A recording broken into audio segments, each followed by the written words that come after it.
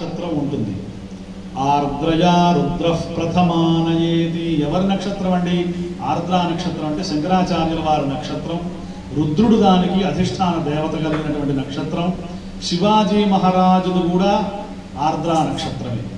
అందుకే ఆర్ద్రం అంటే చాలా వెన్నపూసలాగుండేటువంటి హృదయం, మనస్సు. అట్లా ఉన్నటువంటి వారు శంకరాచార్యుల వారు కనుక ఇవాళ కనుక పుట్టకపోతే మనందరం కూడా వేరే వేరే ధర్మాల్లో ఇట్లే ఉంటుండేవాళ్ళు. అసలు ఈ దేవుడు, ఈ దీపారాధన, ఒక వెంకటేశ్వర స్వామి, ఒక శంకరుడు, ఒక అమ్మవారు లేకుండా ఉండేటువంటి అనేకమైనటువంటి పాషండ మతాలను ఖండన చేసి వారు అద్వైత సిద్ధాంతాన్ని స్థాపన చేసినటువంటి సాక్షాత్తు శంకర సాక్షాత్ వ్యాసో నారాయణో హరిహి అని చెప్పారు. కాబట్టి అటువంటి శంకరాచార్య స్వామి వారి జయంతి నాడు మనం ఇక్కడ కూర్చొని సత్సంగం చేసుకోవడం, 4 మంచి విషయాలు తెలుసుకోవడం. అన్నిటికన్నా ప్రపంచంలో గొప్పది ఏమిటండి అంటే సుభాషితం అన్నాడు. అంటే మంచి ఒక మాట చెప్పేవాడు ఉంటాడు మనం కష్టంలో ఉన్నప్పుడు. ఆ మాటే మనల్ని, అది భగవంతుడు ఆ మాట. అందుకే ఏం చెప్పాడండి అంటే కేయూరాణి నభూషయంతి పురుషం హారాన చంద్రోజ్వలాః న స్నానం న విలేపనం న కుసుమం నాలంకృతా మూర్ధజాః వాణ్యేకా సమలంకరోతి పురుషం యా సంస్కృతా ధారయతే క్షీయంతే ఖిల భూషణాని సతతం వాగ్భూషణం భూషణం. మంచి మాట అనేదే నిజమైనటువంటి భూషణం. ఎక్కడికి వెళ్ళినా మీరు మంచి మాట చెప్పండి, ఇట్లా కాదు ఇట్లా అని చెప్పండి ఎవరికన్నా, వాళ్ళు ఎంతో ఆనందిస్తారు. ఆ వాక్కు పలకాలి, ఆ మంచి మాట రావాలి అంటే అది అమ్మవారి అనుగ్రహం, పరమేశ్వరుడు యొక్క అనుగ్రహం, మన తల్లిదండ్రుల యొక్క అనుగ్రహం, పెద్దవాళ్ళ ఆశీర్వచనం, ఇవన్నీ ఉండాలి. అందులో మీకు భాగవతంలో ఒక 2 మంచి విషయాలు చెప్పి నేను ముగిస్తాను ఇవాళ సత్సంగ కార్యక్రమం. మనకు రామాయణము, భారతము, భాగవతం అని చెప్పి మీ అందరికీ తెలిసినవే 3 ఉన్నాయి. ఇవి కాక అష్టాదశ పురాణాలు ఉన్నాయి, వేదాలు, శాస్త్రాలు ఉన్నాయి. అది చదవడం అది ఒక ప్రత్యేకమైనటువంటి విభాగం. దానికి గురుకులాలు, వేదాధ్యయనం, వేదాభ్యాసం ఇవన్నీ ఉన్నాయి. అయితే రామాయణం అనేటువంటి కథ మనందరికీ తెలిసింది. ఆ రామాయణం అనేటువంటి కథలో మీరు ఎప్పుడు రామాయణం విన్నా, చదివినా అందరికీ తెలుసు. రామాయణంలో రాముడు పుట్టాడు, సీతామ్మవారు పుట్టింది, వీళ్ళకి విశ్వామిత్రుడు పెళ్లి చేశాడు. తర్వాత సీతామ్మవారిని ఆయన పట్టాభిషేకం చేసే ముందు రాముడు అరణ్యాలకు వెళ్ళాడు, సీతామ్మవారిని ఎత్తుకెళ్ళారు, రావణాసుడితో యుద్ధం చేశాడు, కట్టే కొట్టే తెచ్చే అని చెప్పి మనం అనుకుంటూ ఉంటాం. మీరు ఎప్పుడు విన్నా కూడా రామాయణం వింటే బాధపడుతూ ఉంటారు. ఆ కథ తెలిసిన కథే మీ అందరికీ, మనందరికీ తెలుసు కదా. రామాయణం సూక్ష్మంగానో పెద్దగానో చిన్నగానో మనకు రకరకాలు తెలుసు. ఎందుకట్లా బాధపడతామండి అంటే రామాయణం అనేది మనస్సుకు సంబంధించినటువంటి గ్రంథం. మీ మనస్సు ఒక్కసారి ఇట్లా కరిగిపోతుంది. అయ్యో సీతామ్మవారికి ఇంత దుఃఖం వచ్చింది, అయ్యో శ్రీరామచంద్రుడు చెప్పులు లేకుండా ఇంత అరణ్యాల్లో నడుస్తున్నాడే. సరే రాముడంటే ఆయన రాజు కాబట్టి యుద్ధాలు పరాక్రమం ఉంది కాబట్టి ఆయన నడిస్తే నడిచాడు. మరి సీతామ్మవారు ఎంత కోమలమైనటువంటి పాదాలతో ఈ అరణ్యాల్లో ఈ బండరాళ్ళ మీద నడుస్తుంది, ఎండనక వాడనక అనేటువంటి బాధ మనస్సుకి తగులుతుంది రామాయణం చదివితే. ఎందుకంటే రామాయణం అనేది మనస్సుకు సంబంధించినటువంటి గ్రంథం. తర్వాత మహాభారతం ఉన్నది. మహాభారతంలో కూడా 5 పాండవులు, 100 మంది కౌరవులు, ఇదంతా మీరు ఉన్నటువంటి కథ. ఆ మహాభారతంలో ఏముంటుందండి అంటే కుట్రలు, కుతంత్రాలు, రాజనీతి, రాజ్యాంగం, మొత్తం పరిపాలన, ఎవరిని ఎట్లా మోసం చేయాలి, అసలు మన ప్రస్తుత సమాజం ఇప్పుడు ఎట్లా ఉందనేది మహాభారతం చాలా దగ్గరగా ఉంటుంది మనకు. రామాయణం కన్నా కూడా ప్రస్తుత మహాభారతంలో లేనటువంటి విషయం లేదు. యదిహాస్తి తదన్యత్ర యన్నేహాస్తి నతత్క్వచిత్ ధర్మేచ అర్థేచ కామేచ మోక్షేచ భరతర్షభ అని చెప్పాడు. కాబట్టి చాలామంది ఇప్పటికీ వేరే దేశాల్లో అనుకుంటుంటారు, గొప్ప గొప్ప స్టోరీలు చెప్తుంటారు. నేను ఎక్కడ స్టోరీ విన్నా కూడా అసలు ఎక్కడ క్లైమాక్స్ వీడు చెప్తాడని ముందే ఊహిస్తుంటాను. ఎందుకంటే మహాభారతం పురాణాలు చదివిన తర్వాత, అలాగే విశ్వనాథ సత్యనారాయణ గారి సాహిత్యం, వారు రాసినటువంటి నవలలు, సాహిత్యం, రామాయణ కల్పవృక్షం, 1000 పడగలు, అట్లాగే మీ ఇంటి ఎదురుగానే పరమహంస యోగానంద గారు సత్సంగ సొసైటీ చూసి ఆనందపడ్డారు. పరమహంస యోగానంద గారు అసలు అందరికన్నా ముందు అమెరికా దేశానికి వచ్చి ఈ క్రియాయోగం ఏదైతే ఉందో ఆ దీక్ష ఇచ్చారు అమెరికాలో. ఇప్పటికి అమెరికన్స్ చాలామంది మెడిటేషన్ చాలామంది నమ్ముతారు. పెద్ద పెద్ద రంగాల్లో ఉన్న వాళ్ళు మెడిటేషన్ చేస్తారు. అయితే మన భారతదేశంలో ఏంటంటే మెడిటేషన్ మీరు చేయండి అంటే మనకు ఒక్కసారి మనసు నిలవదు. కాబట్టి మనకి ఇట్లా దీపారాధన, శారీరక శుద్ధి, మానసికమైనటువంటి శుద్ధి, ఒక పండు ఫలము భగవంతునికి సమర్పణ చేయడం, మాతృదేవో భవ, పితృదేవో భవ, ఆచార్య దేవో భవ, ఇట్లా మనకు అన్ని ఏర్పాటు చేసిన తర్వాత మీ గురువు గారు మంత్రం ఇస్తారు. ఆ మంత్రం నుండి జపం చేస్తారు.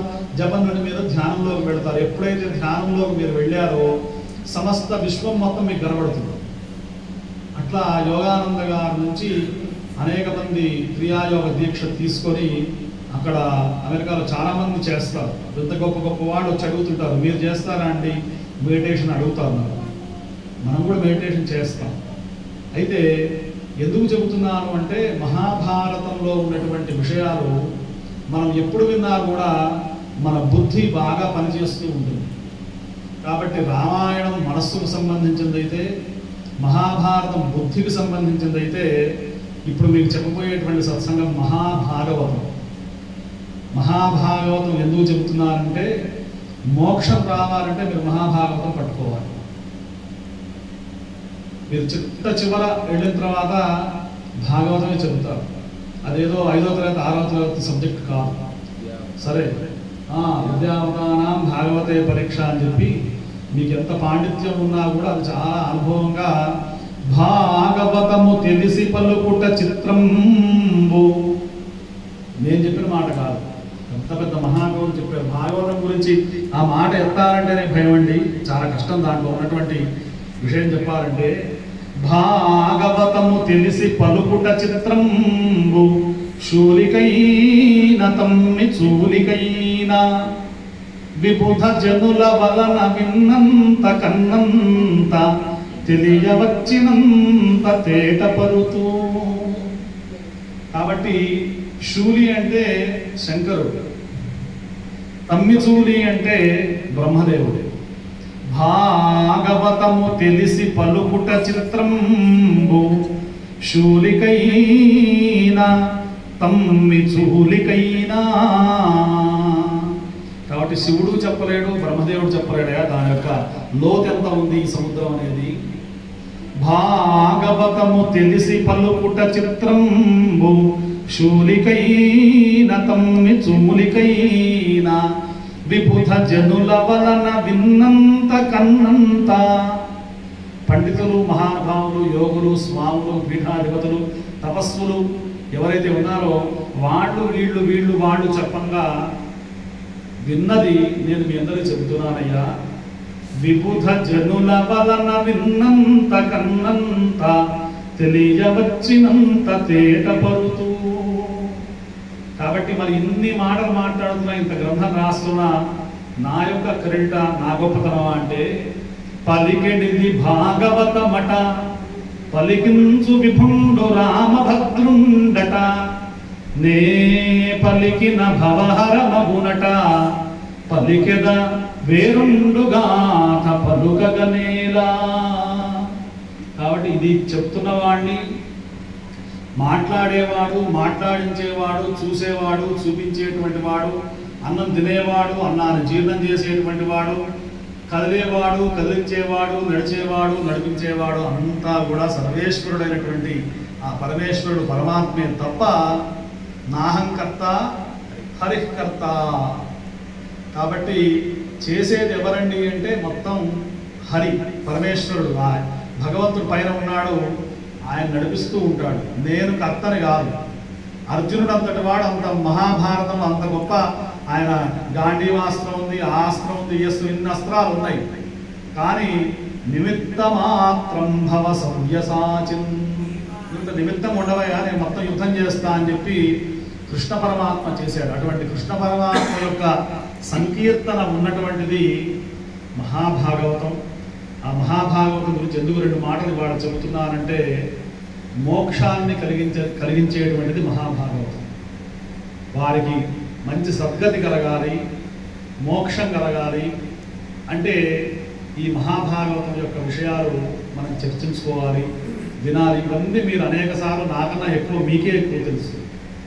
కానీ నేను ఇవాళ ఒక 2 మాటలు ఇక్కడ చెప్పాలి ఈ సత్సంగంలో మహాభాగవతానికి సంబంధించి. ఎందుకంటే ఇవాళ మీరు సాక్షాత్తుగా నమో బ్రహ్మణ్యదేవాయ గోబ్రాహ్మణ హితాయ చ జగద్ధితాయ కృష్ణాయ గోవిందాయ నమో నమః.